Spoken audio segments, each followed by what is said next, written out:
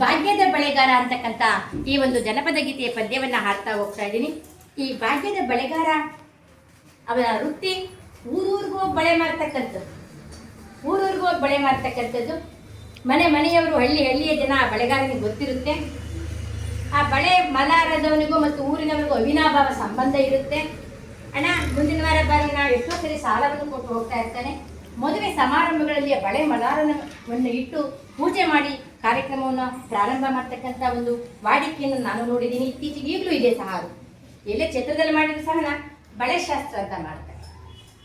ಅಲ್ಲಿ ಹಸಿರು ಬಳೆ, ಶಾಸ್ತ್ರೋಕ್ತವಾಗಿ ಕೆಂಪು ಬಳೆ, ಆ ಬಳೆಯ ಒಂದು ಮುತ್ತೈದೆತನ ಅಂತ ಹೇಳ್ಬೋದು. ಆ ಬಳೆ ಒಂದು ಮುತ್ತೈದೆತನದ ಒಂದು ಸಂಕೇತ ಅಂತ ಹೇಳ್ಬೋದು. ಬೇಡ, ಈಗ ಎಲ್ಲರಿಗೂ ಸಹ ಬಳೆ ಸಲ್ಲಲಿ, ಎಲ್ಲರೂ ಸಹ ತೊಟ್ಕೊಳ್ಳಿ, ಅದರಲ್ಲಿ ಎರಡು ಮಾತಿಲ್ಲ ಅಂತ ಹೇಳ್ತಾ ನಮ್ಮ ಮಕ್ಕಳು ಇವತ್ತು ಬಹಳ ಚೆನ್ನಾಗಿ ರೆಡಿಯಾಗಿ ಬಂದಿದ್ದಾರೆ. ಒಬ್ಬ ಬಳೆಗಾರ ಮಲಾರ ಹಾಕೊಂಡು ಬಂದಿದ್ದಾನೆ. ನಿನ್ನ ಹೆಸರೇನಪ್ಪ? ಮನೋಜ್. ಎಷ್ಟನೇ ತರಗತಿ? 7ನೇ ತರಗತಿ. ಹಿಂದು 7ನೇ ತರಗತಿ. ಇವಳು ತಾಯಿ ಪಾತ್ರವನ್ನ ಮಾಡಿದಳೆ. ಪಗಡೆ ಆಟವನ್ನ ಆಡ್ತಾ ಕೂತಿದ್ದಾಳೆ ದೀಪ. ಸಹಪಾಠಿಯಾಗಿರ್ತಕ್ಕಂಥ ತೇಜಸ್ವಿನಿ ಅವರು. ಈಗ 7ನೇ ತರಗತಿಯಲ್ಲಿರ್ತಕ್ಕಂಥ ಭಾಗ್ಯದ ಬಳೆಗಾರ ಅಂತಕ್ಕಂಥ ಪದ್ಯವನ್ನು ನಾನು ರಾಗವಾಗಿ ಹಾಡ್ತಾ ಇದ್ದೀನಿ. ಭಾಗ್ಯದ ಬಳೆಗಾರ ಹೋಗಿ ಬಾನಂತವರಿಗೆ, ಭಾಗ್ಯದ ಬಳೆಗಾರ ಹೋಗಿ ಬಾನಂತವರಿಗೆ, ನಿನ್ನ ತವರೂರ ನಾನೇನು ಬಲ್ಲೆನು, ನಿನ್ನ ತವರೂರ ನಾನೇನ ಬಲ್ಲೆನು, ಗೊತ್ತಿಲ್ಲ ಎನಗೆ ಗುರಿಯಿಲ್ಲ ಎಲೆ ಬಾಲೆ, ಗೊತ್ತಿಲ್ಲ ಎನಗೆ ಗುರಿಯಿಲ್ಲ ಎಲೆ ಬಾಲೆ, ತೋರಿಸು ಬಾರೆ ತವರೂರ, ಭಾಗ್ಯದ ಬಳೆಗಾರ ಹೋಗಿ ಬಾನಂತವರಿಗೆ, ಭಾಗ್ಯದ ಬಳೆಗಾರ ಹೋಗಿ ಬಾನಂತವರಿಗೆ, ಭಾಗ್ಯದ ಬಳೆಗಾರ ಹೋಗಿ ಬಾನಂತವರಿಗೆ, ಭಾಗ್ಯದ ಬಳೆಗಾರ ಹೋಗಿ ಬಾನಂತವರಿಗೆ. ಈಗ ಬಳೆಗಾರ ಹೇಳ್ತಿದ್ದಾನೆ, ನಿನ್ನ ತವರೂರ ನಾನೇನ ಬಲ್ಲೆನೋ, ನಿನ್ನ ತವರೂರ ನಾನೇನ ಬಲ್ಲೆನೋ, ಗೊತ್ತಿಲ್ಲ ಎನಗೆ ಗುರಿಯಿಲ್ಲ ಎಲೆ ಬಾಲೆ, ಗೊತ್ತಿಲ್ಲ ಎನಗೆ ಗುರಿಯಿಲ್ಲ ಎಲೆ ಬಾಲೆ, ತೋರಿಸು ಬಾರೆ ನಿನ್ನ ತವರೂರ, ಭಾಗ್ಯದ ಬಳೆಗಾರ ಹೋಗಿ ಬಾನಂತವರಿಗೆ, ಭಾಗ್ಯದ ಬಳೆಗಾರ ಹೋಗಿ ಬಾನಂತವರಿಗೆ. ಇವಳು ಹೇಳ್ತಾನೆ, ಗೊತ್ತಿಲ್ಲ ಬಳೆಗಾರನಿಗೆ. ಅದಕ್ಕೆ ಇವಳು ಹೇಳ್ತಾಳೆ, ಬಾಳೆ ಬಲಕ್ಕೆ ಬಿಡೋ ಸೀಬೆ ಎಡಕ್ಕೆ ಬಿಡೋ, ಬಾಳೆ ಬಲಕ್ಕೆ ಬಿಡೋ ಸೀಬೆ ಎಡಕ್ಕೆ ಬಿಡೋ, ನಟ ನಡುವೇಲಿ ನೀ ಹೋಗೋ ಬಳೆಗಾರ, ನಟ ನಡುವೇಲಿ ನೀ ಹೋಗೋ ಬಳೆಗಾರ, ಅಲ್ಲೇ ಹೋದೆ ನನ್ನ ತವರೂರು, ಮುತ್ತೈದೆ ಎಲೆ ಎಣ್ಣೆ ತೋರು ಬಾರೆ ತವರೂರ, ಮುತ್ತೈದೆ ಎಲೆ ಎಣ್ಣೆ ತೋರು ಬಾರೆ ತವರೂರ. ಈಗ ಎಣ್ಣೆ ಹೇಳ್ತಾರೆ, ಆಲೆ ಹಾಡುತ್ತಾವೆ ಗಣ ತಿರುಗುತ್ತಾವೆ, ಆಲೆ ಆಡುತ್ತಾವೆ ಗಣ ತಿರುಗುತ್ತಾವೆ, ನವಿಲು ಸಾರಂಗ ನಲಿತಾವೆ ಬಳೆಗಾರ, ನವಿಲು ಸಾರಂಗ ನಲಿತಾವೆ ಬಳೆಗಾರ, ಅದ ಕಾಣೋ ನನ್ನ ತವರೂರು, ಮುತ್ತೈದೆ ಎಲೆ ಎಣ್ಣೆ ತೋರು ಬಾರೆ ತವರೂರ, ಮುತ್ತೈದೆ ಎಲೆ ಎಣ್ಣೆ ತೋರು ಬಾರೆ ತವರೂರ.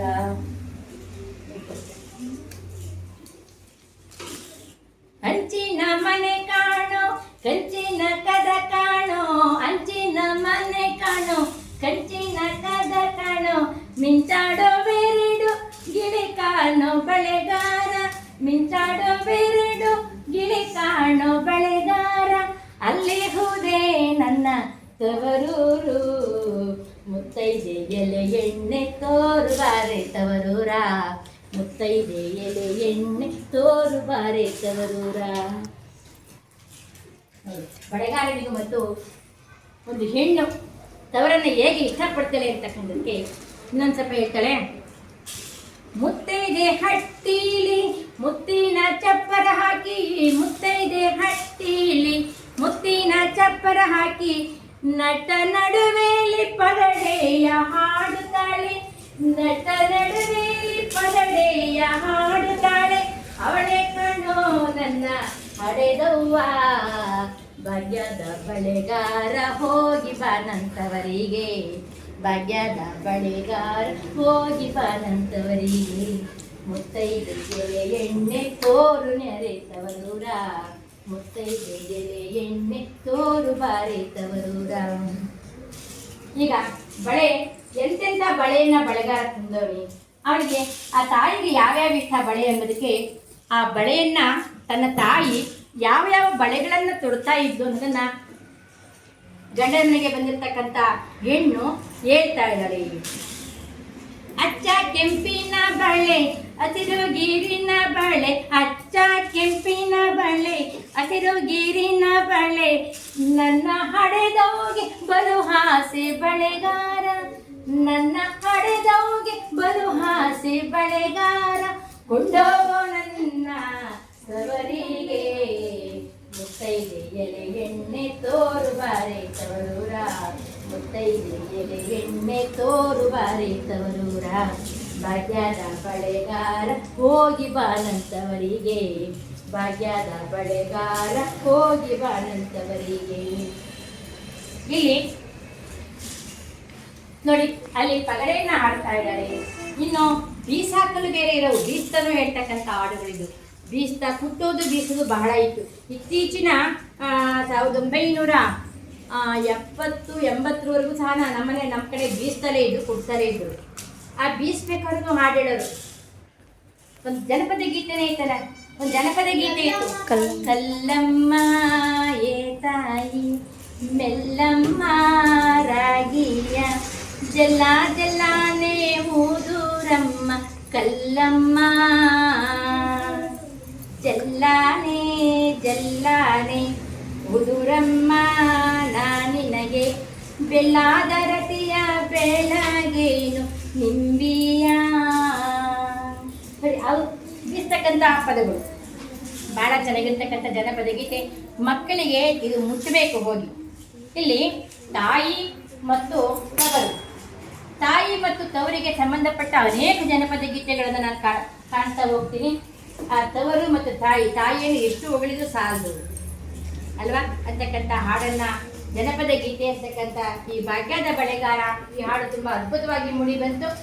ಇಲ್ಲಿ ತನ್ನ ಈ ಪಾಠದಲ್ಲಿ ಏನು ಹೇಳುತ್ತೆ ಅಂತಂದ್ರೆ, ತನ್ನ ತಾಯಿಯ ತವರು ಮನೆ ಗೊತ್ತಿಲ್ಲ ಅಂತಂದಾಗ ಆ ಹೆಣ್ಣು ತನ್ನ ತಾಯಿಯ ಮನೆಯ ದಾರಿಯನ್ನ ಹೇಗೆ ಹೇಳ್ತಾಳೆ ನೋಡಿ, ಗುರುತು ಹೇಳ್ತಾಳೆ. ಬಾಳೆ ಬಲಕ್ಕೆ ಬಿಡು, ಸೀಬೆ ಎಡಕ್ಕೆ ಬಿಡು, ಬಾಳೆ ತೋಟವನ್ನ ಬಳಕೆ ಬಿಡು, ಸೀಬೆ ತೋಟವನ್ನ ಎಡಕ್ಕೆ ಬಿಡು, ನಟ ನಡುವೆಯಲ್ಲಿ ನೀ ಹೋಗೋ ಬಳೆಗಾರ, ಅದರ ಮಧ್ಯದಲ್ಲಿ ನೀ ಹೋಗು, ಅಲ್ಲಿ ಹೂದೇ ಎನ್ನ ತವರೂರು.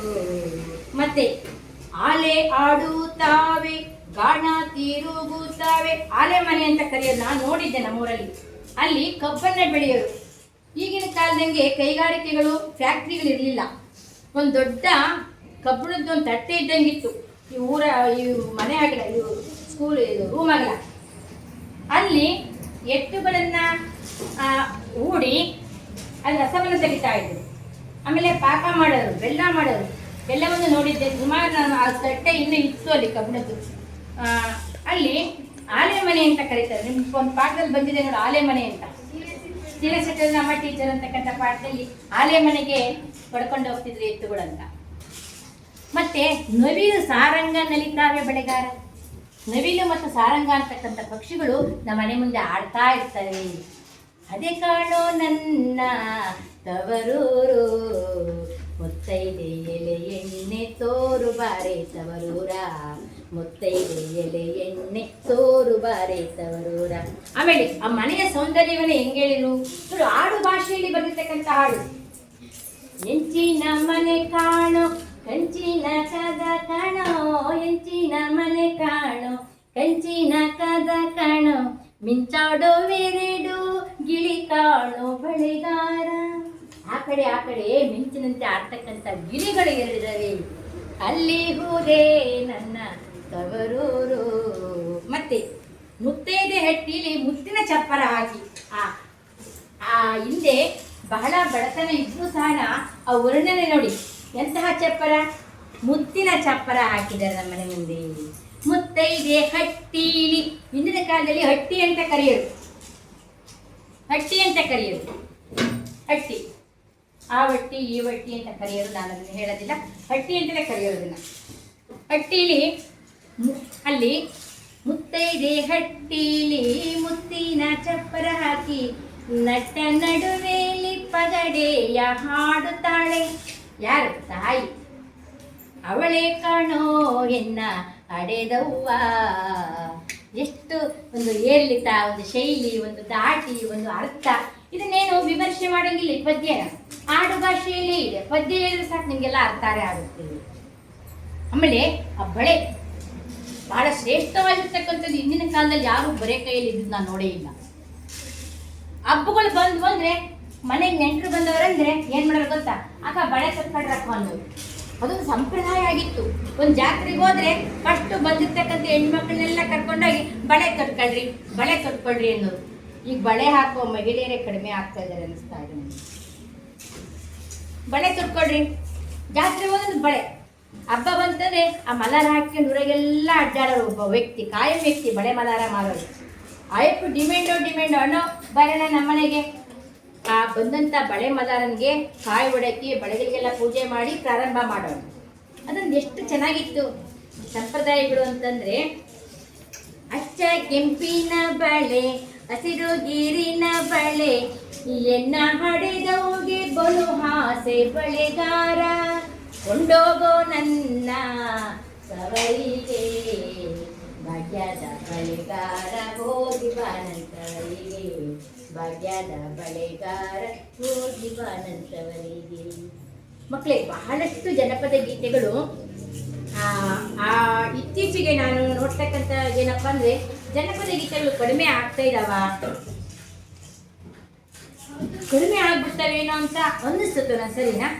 ಒಂದೊಂದ್ಸರಿ ಜನಪದ ಗೀತೆಗಳನ್ನ ಬರೆಯೋರು ಇಲ್ವಾ ಅಂತ ಒಂದೊಂದ್ಸರಿ ಅನ್ಸುತ್ತೆ.